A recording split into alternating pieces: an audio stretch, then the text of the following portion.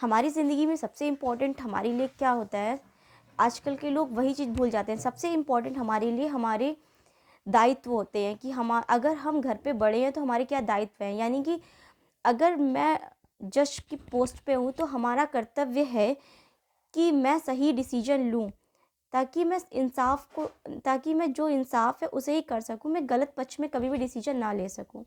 लेकिन आजकल लोग यही भूल रहे हैं, और जब हम अपने दायित्व से भटक जाते हैं, हम ऐसा नहीं कर पाते हैं, तो कहीं न कहीं फिर वो चीज़ें हमारे लिए एक प्रॉब्लम बन जाती है, और उसका पनिश किसी और को नहीं मिलता, उसका पनिश हमें ही मिलता है। जैसे कि मैं टीचर हूँ, मैं अगर किसी को अच्छे से नहीं पढ़ा रही हूँ, तो कहीं न कहीं मैं उस बच्चे के साथ तो गलत कर रही हूँ, लेकिन मैं अपने साथ भी गलत कर रही हूँ। क्योंकि जब मैं उसे अच्छे से नहीं पढ़ाऊँगी तो आगे वो बच्चा प्रमोट नहीं होगा। जब वो प्रमोट नहीं होगा तो किसी को कैसे पता चलेगा कि मैं अच्छी टीचर हूँ, और मेरा करियर ख़त्म हो जाएगा। सेम ऐसा ही होता है। एक बार अर्जुन से श्री कृष्ण ने बोला कि तुम्हारा दायित्व है रणभूमि में युद्ध करना। क्षत्रियों का मेन जो प्रायोरिटी होती है वो आपका युद्ध करना है।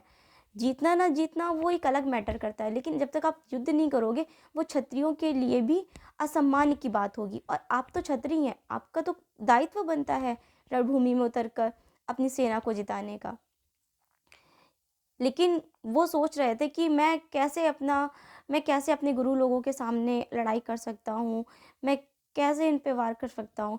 लेकिन जब बात न्याय की आती है तो हमारे सामने सिर्फ न्याय होता है। छोटा बड़ा गुरु भाई बहन कुछ नहीं होता, सिर्फ न्याय होता है। और जब हम दूसरे के साथ न्याय करते हैं तो ईश्वर हमारे साथ भी सिर्फ न्याय ही करता है। इसी तरीके जैसे कि रणभूमि में अर्जुन के साथ हुआ। अर्जुन बहुत बड़े धनुर्धर थे। आपको पता है कि वो द्रोणाचार्य के शिष्य थे। उनको उनसे बहुत ही अच्छा और कीमती शस्त्र मिला हुआ था, जिससे वो अपने गुरु का ही वध कर सकते थे। लेकिन फिर भी वो डर रहे थे रणभूमि में उतरने से। उन्होंने शिव जी को प्रसन्न करके शिवास्त्र भी प्राप्त किया था, जिससे वो संसार में किसी से विजय प्राप्त कर सकते थे।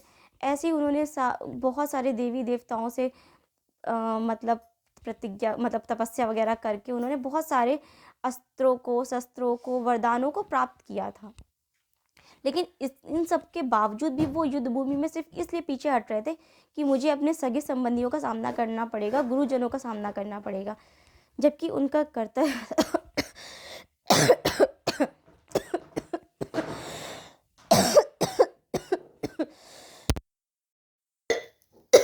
मम्मी पानी दो गरम।